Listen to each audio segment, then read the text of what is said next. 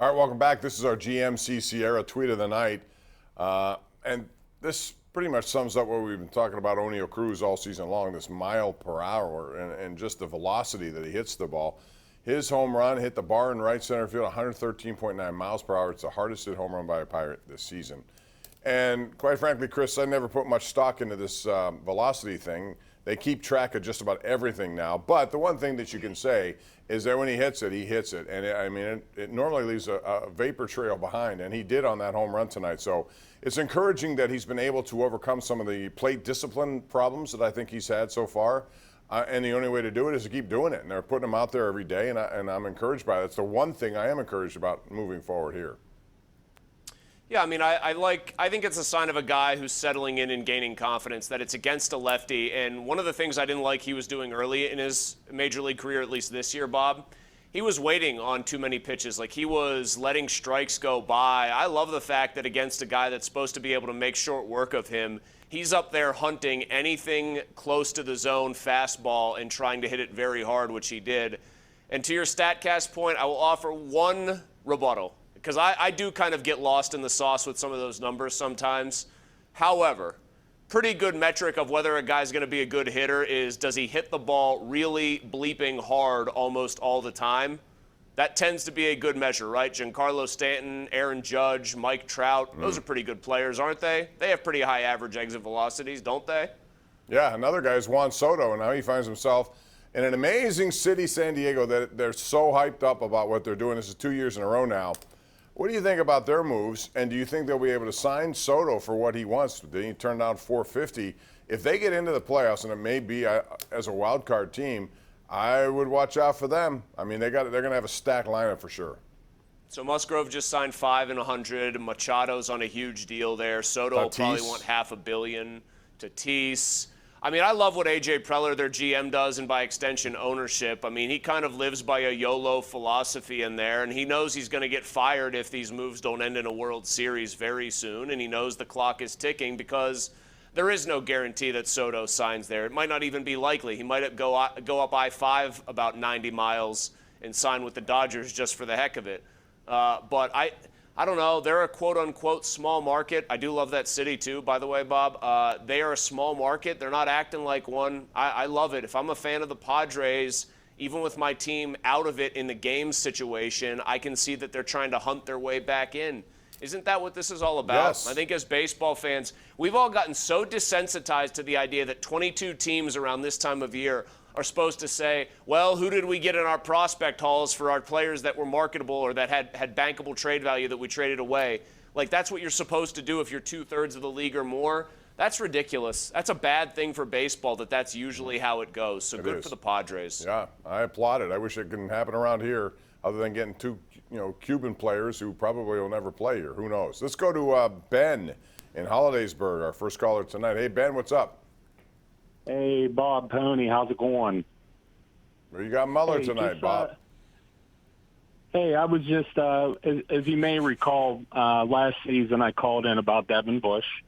My criticisms, the harsh criticisms that I had for him being lost on the field. And I've missed updates, but can you guys provide a update on how he looks in camp so far this year? And I'll hang up. You know what? It's hard to say. I was talking to Brian Flores today, and he likes what he's seen. T.J. Watt gave him a shout-out today. But, again, I think T.J. Watt is trying to help whatever he can in a confidence situation. Last year what we saw was just inexcusable, Chris. He was not at all engaged in trying to make a tackle. In fact, it looked like he was trying to get out of the way. They didn't pick up his option. They shouldn't have picked up his option. Now it's up to him. I don't know what to expect. Do you?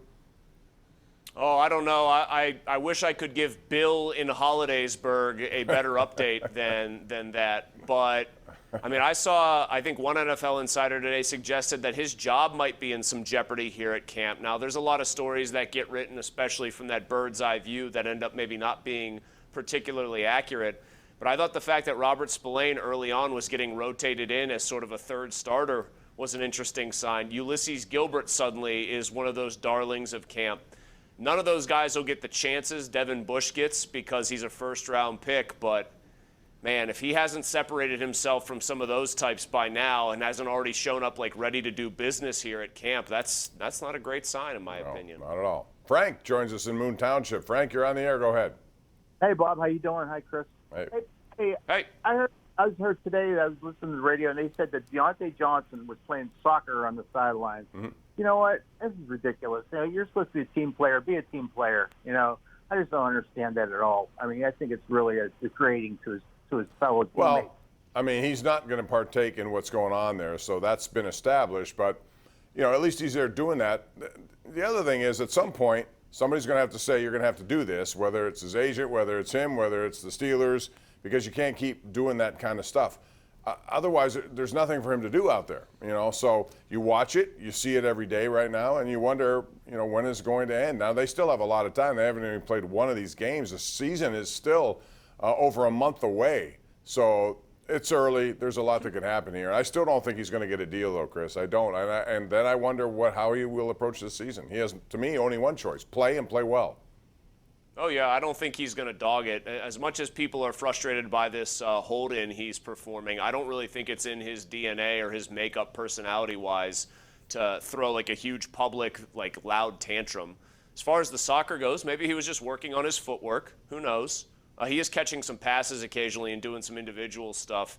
The other difference, the thing I'll say, though, to Frank's point there, he's not like T.J. Watt in many ways, Bob, because T.J. Watt, we knew he was going to get a new deal. He was the best guy at his position. But he also sort of functions in a vacuum just by himself, right? T.J. Watt is sort of an individual player within a team concept. Deontay needs to build a rapport with quarterbacks, you know, kind of like George Pickens is doing. Did you see that little catch he made from Mason Rudolph on the goal line situation? Went way up high, toe tapped, drew oohs and ahs from his fellow players. I'm telling you, all of these quarterbacks who are thrown to George Pickens are going to start thinking that number 14 might look like the best target, even when Deontay Johnson decides he's going to kick things into gear. He's certainly making the most of his opportunities, and the more of that they see, the more they trust. Another guy who I'll tell you, those quarterbacks like right now is Zach Gentry. He is, every time he gets in there, he makes something happen. He's a big dude. He's a big target.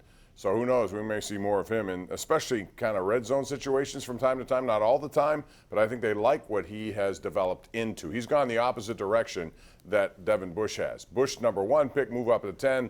This guy's a 5th-round pick, had to build his body up, and he's making a lot of headway. We got to take a break, Chris. We'll come back with more. It's the Nightly Sports Call right here on Pittsburgh CW.